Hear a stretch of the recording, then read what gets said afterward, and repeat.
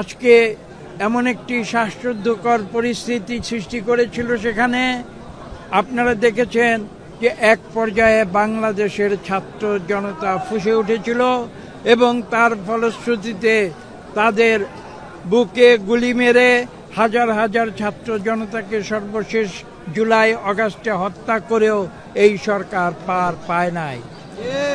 জনতার যে আন্দোলন পৃথিবীর ইতিহাস প্রমাণ করেছে, জনতার আন্দোলনের মুখে কোনো স্বৈরাচার টিকে থাকতে পারে এবং সেটা বাংলাদেশে পুনরায় নতুন করে প্রমাণিত হয়েছে।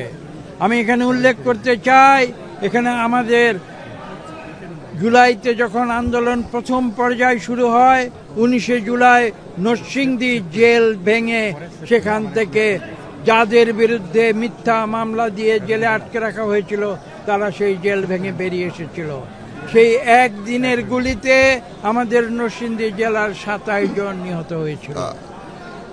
আপনারা দেখেছেন, আমি সেদিন বলেছিলাম যে নরসিংদী জেল ভাঙার ঘটনা ইতিহাসের একটি উজ্জ্বল নক্ষত্রের মতো জ্বলজ্বল করবে এবং আমাদের স্মরণ করিয়ে দিয়েছে যে 1787 সালে যেভাবে ফ্রান্সে ব্যাস্টিল কারাগার ভেঙে ফরাসি অত্যাচারী রাজার বিরুদ্ধে যেভাবে প্রতিবাদ হয়েছিল, সেই বিপ্লব হয়েছিল, সেই বিপ্লবের যে পূর্ব যে ঘটনা, সেই পূর্ব ঘটনা নরসিংদীতে 19শে জুলাই 2024 সালে ঘটেছে।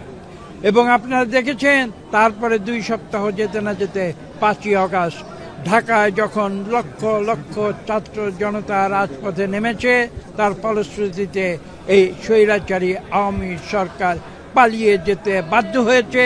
তা এটা নতুন কিছু নয়, তারা পালিয়ে যেতে বাধ্য হয়েছে 2024 সালে, ঠিক যেভাবে তারা একদিন 1971 সালে পাক হানাদার বাহিনীর আক্রমণের মুখে তৎকালীন পূর্ব পাকিস্তানের 5.5 কোটি মানুষকে সেই পাকিস্তানি বন্দুকের মুখে রেখে ঠিক যেভাবে তারা কাপুরুষের মতো একবার পালিয়ে গিয়েছিল, ঠিক একইভাবে তারা পুনরায় 2024 সালে তারা নিজেদের গা বাঁচানোর জন্যে তারা বাংলাদেশের মানুষকে তারা বিপদের মুখে ঠেলে দিয়ে যখন তারা ব্যর্থ হয়েছে তখন তারা পালিয়ে গিয়ে নিজের জীবন রক্ষা করেছে।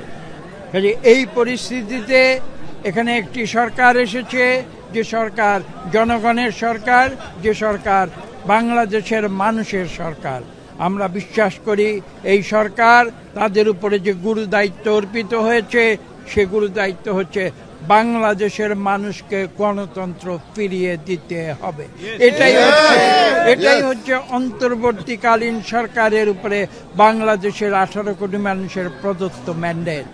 এবং আমরা বিশ্বাস করি, আমরা বিএনপি সর্বতভাবে এই সরকারকে সহযোগিতা করে যাচ্ছি, তারা যেন তাদের এই গুরুদায়িত্ব সঠিকভাবে পালন করতে পারে এবং সেই গুরুদায়িত্ব পালন করে যে প্রয়োজনীয় অত্যাবশ্যকীয় যে সংস্কারগুলো রয়েছে সেই সংস্কারগুলো সম্পন্ন করে যত দ্রুত সম্ভব তারা জনগণের হাতে জনগণের ক্ষমতা ফিরিয়ে দিবে, এই প্রত্যাশা হচ্ছে আজকে বাংলাদেশের 18 কোটি মানুষের।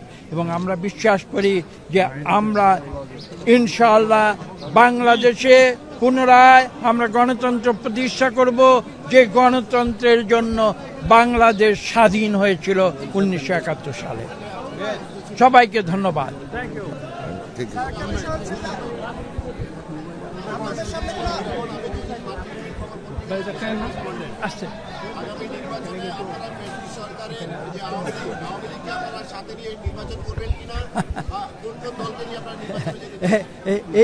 এই প্রশ্নটি শুনে কিন্তু আমি খুব দুঃখিত হয়েছে।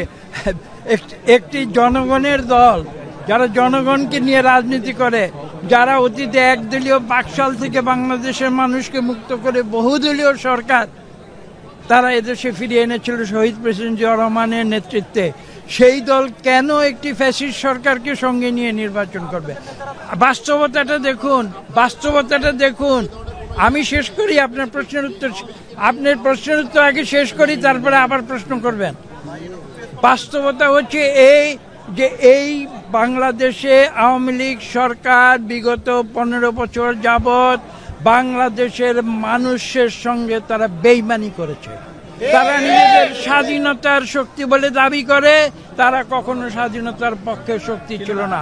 আমি ইতিমধ্যে বলেছি, তারা ৭৫-এর আগে যখন প্রথমে তারা ৭১ সালে যখন স্বাধীনতার যুদ্ধ শুরু হয়েছিল, তখন তারা বাংলাদেশের মানুষকে পাক হানাদার সেনাবাহিনীর মুখে ফেলে দিয়ে তারা নিজের যান বাঁচানোর জন্য কাপুরুষের মতো সীমান্ত টপকে পালিয়ে গিয়েছিল।